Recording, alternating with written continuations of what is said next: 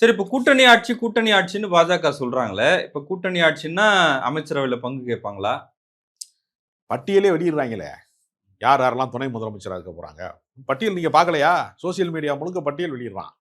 அப்படின்னா என்ன அர்த்தம்னா, அதிமுக, பாஜக கூட்டணிக்கு வேட்டு வைப்பதற்கு தயாராகி விட்டார்கள். இதை 80% மேலான அதிமுகவினுடைய தொண்டர்கள், நிர்வாகிகள் ஏற்க மாட்டார்கள்.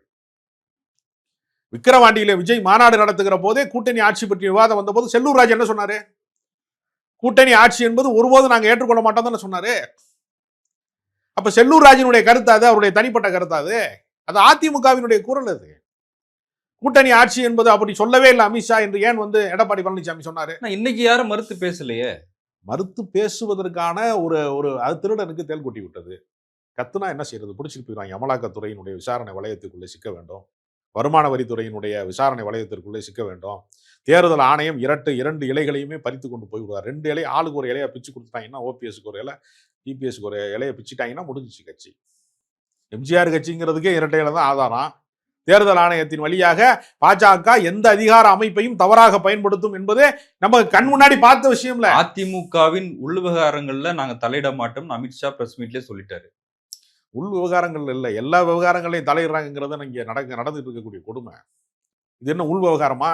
ஓபிஎஸ் சேர்க்கணும், டிடிவி தினகரனை சேர்க்கணும், எல்லாரையும் சேர்க்கணுங்கிறதா உள் விவகாரம்.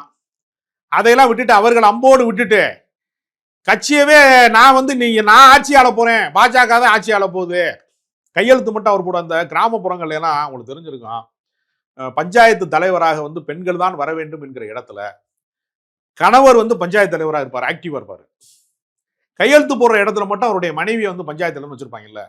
இதே நடைமுறையை ஒரு அதிமுக என்கிற ஒரு பெரிய கட்சிக்கு பாஜக செய்ய வேண்டும் என்று நினைத்தால், நீ நீட்ட இடத்துல கையெழுத்து போட்டா போதும், நான் சொல்றதை கேட்டா போதும் என்கிற இடத்துல எடப்பாடி பழனிசாமி ஆளுமையற்றவர்.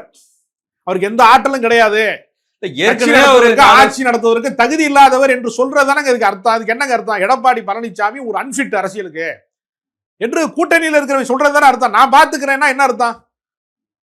இதுக்கு என்ன அடிப்படை?